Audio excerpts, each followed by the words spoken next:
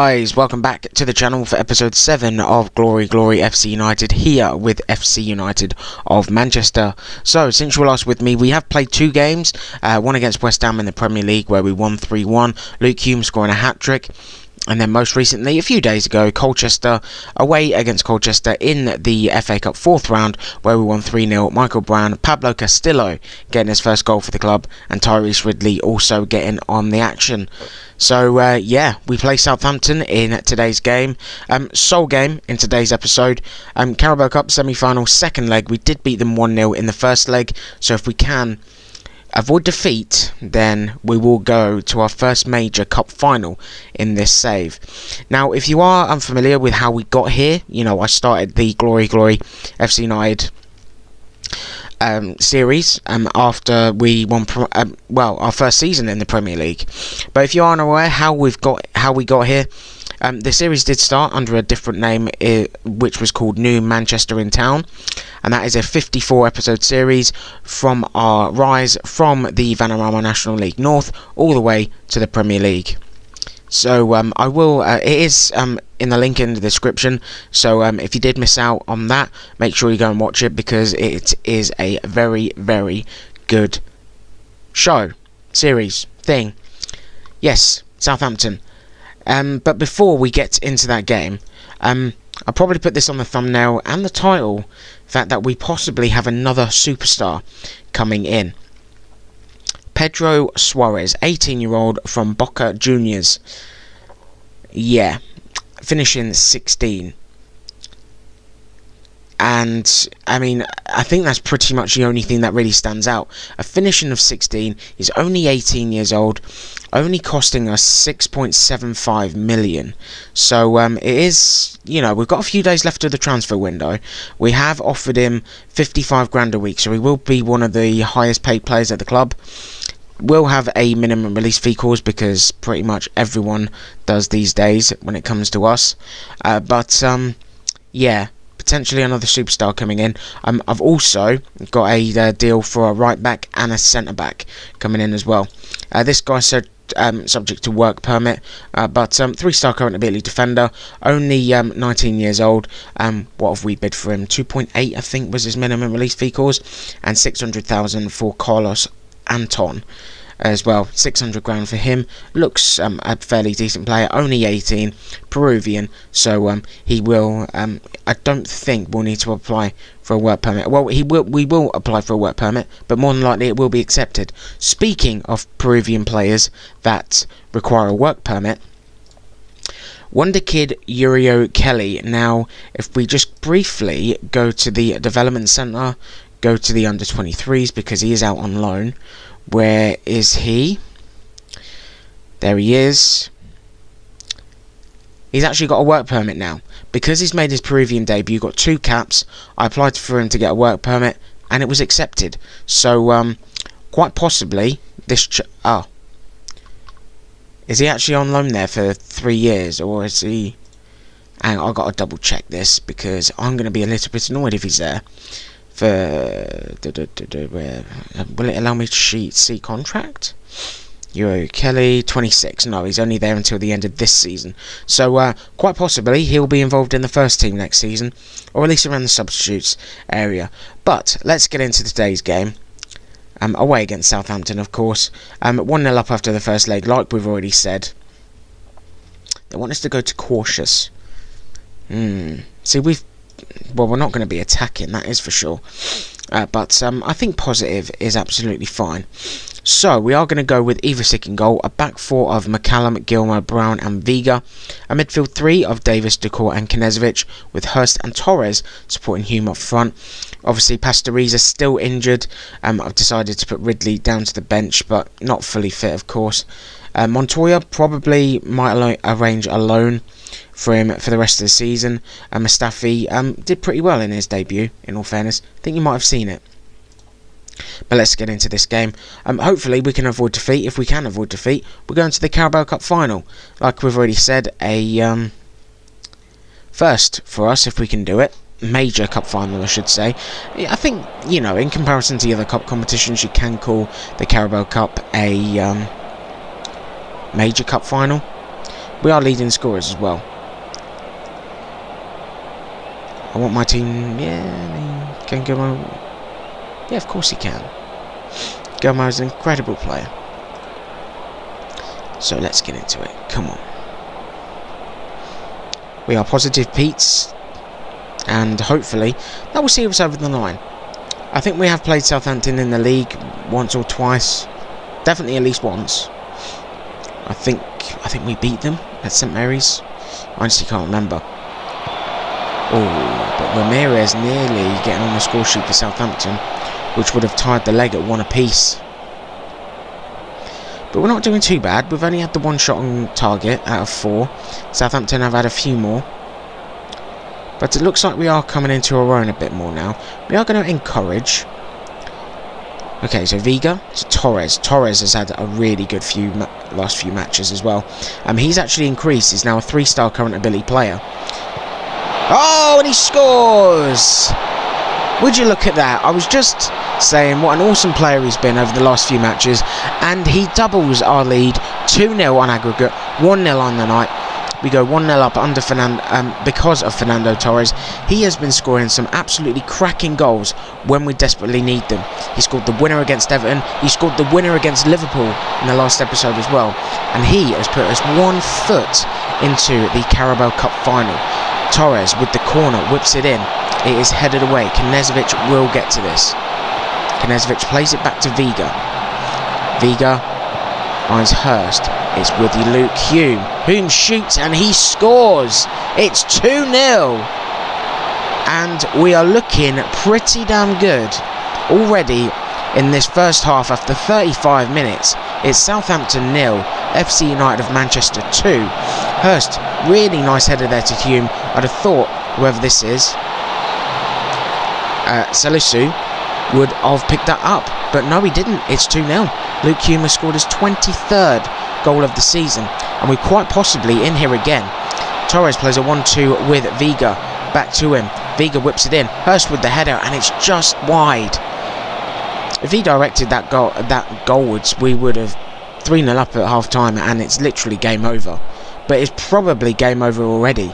Don't want to get all my eggs in one basket, but we are 3-0 up on aggregate. Southampton only have 45 minutes to try and turn this round. 3-0. It's going to be really difficult for them to do so. If we do concede, then I may go back to balanced. I may go with a defensive mid. I think we have a Limby on the bench. Gelmo does clear, but it is with Mert Mulder and Ramirez, and he scores, but I think it is going to be disallowed.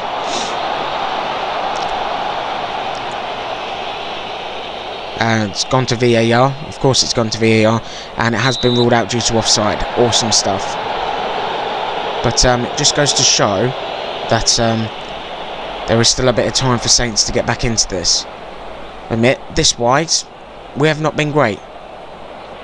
But I think we should make a couple of changes now, because we do need to think about fitness levels. I'm going to put Gilmo out on the right hand side, and we're going to have Mustafi come on. He's actually come on and not been too bad and in his opening few games. So yeah, I'm quite happy with his contribution so far. Ridley is going to come in for Torres. You can see just how much Torres has grown over the course of this season. He is the same sort of current ability as Tyrese Ridley on the right hand side.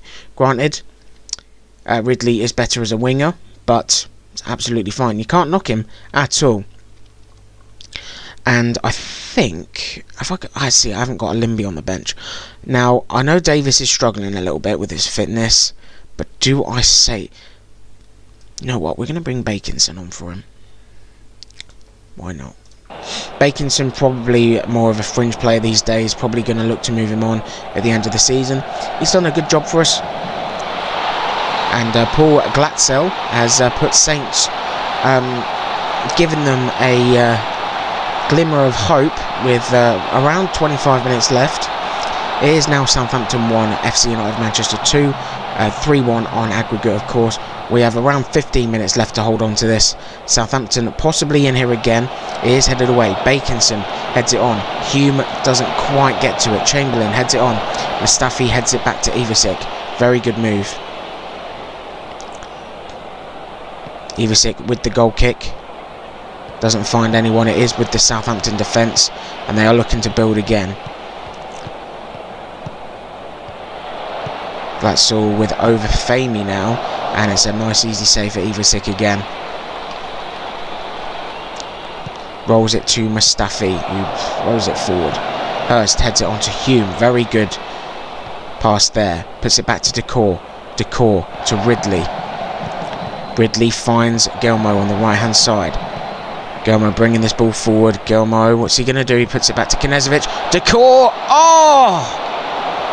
He's literally hit the bit, between the post and the bar. Like literally the top right hand corner. So the post and the bar, literally in the corner of both, because it's the same thing. Brown plays it to Gilmo, building up from defence now. Knežević plays it to Ridley. Ridley tries to put it over the top to Hume. It is dispossessed. Knežević back to Decor. Decor to Knežević again. Knežević tries to put it over the top to Hurst, but it is intercepted. Chamberlain plays it to Overfamy. Bringing this ball forward. Overfamy with the shot, and it is wide. We've got 5 minutes to hold on to this. I think we're going to hold on.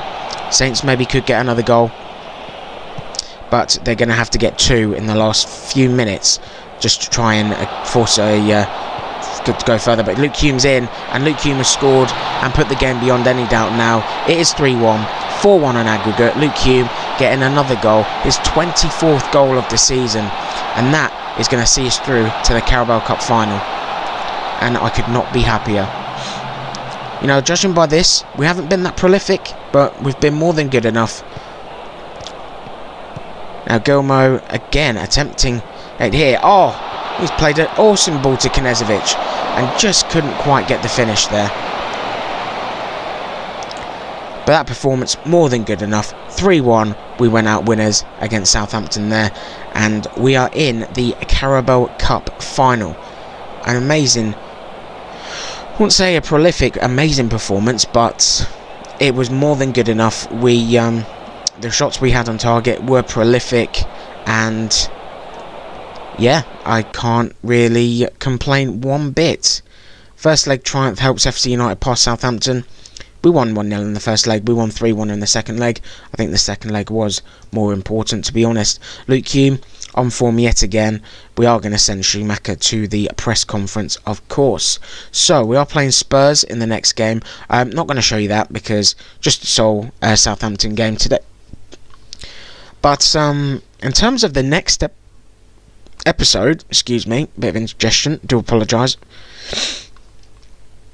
Right, in terms of the next episode, I think we are going to go with Leeds and Chelsea. Leeds in the FA Cup 5th round and Chelsea in the league. Obviously, top of the table clash with Chelsea because we're actually level on points with them again now because they actually lost to Man United in the last game. Where is it? 4-1 in the end. It was 2-1 last time I checked. But yeah, so because of our win against West Ham and Man United beating Chelsea, we're back on level points with them. I'll have to admit, I don't think we're going to win the league. I don't think we've got a chance of winning the league. After 24 games, there's another 14 games left remaining. But don't forget, we've got to play Chelsea. We've got to play Spurs away from home. We've got to play Chelsea away from home. We've got to play United and Arsenal away from home as well.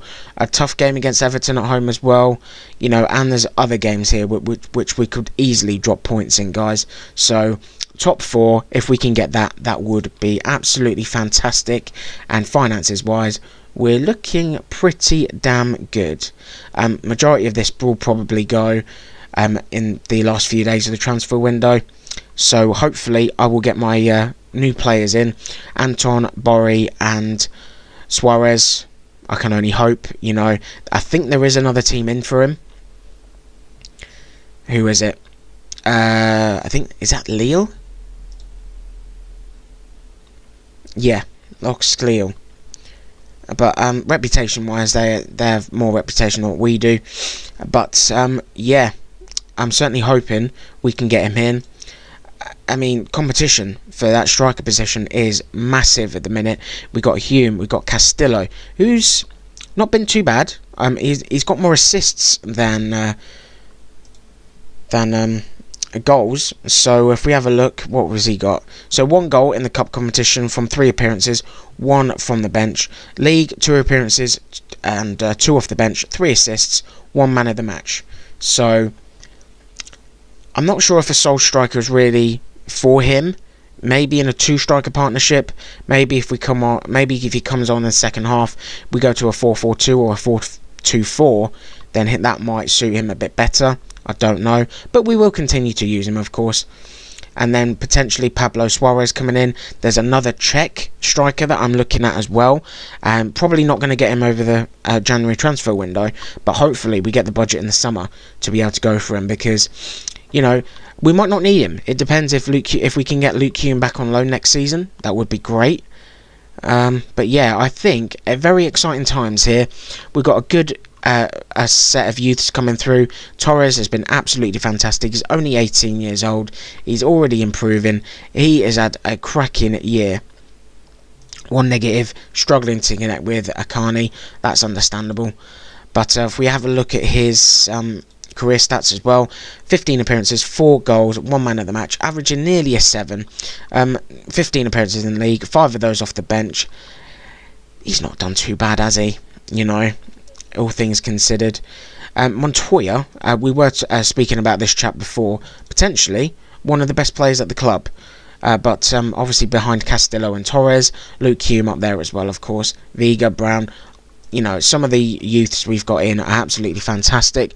Don't forget, we got Ridley from TNS in Wales. We got Hemmings from TNS in Wales as well. We got the Gary Slater from TNS as well. We got Amir Brown from Cardiff Met Uni in Wales. Now, neither of those players are still with us. But if we have a look how they're doing, I don't even think they're in and around the first team at Bournemouth. Now, if they were with me, Gary Slater's actually on the bench.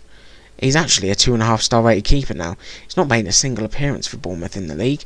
Only one a few years ago, and that he conceded 2 goals in. But yeah, he actually went to Spurs on loan and didn't play either, so it's a bit silly, isn't it? But I can't see Brown, so he must be in the under-23s. He is. Loan deal. 3.5. See, have a look at his reports. Yeah, potentially.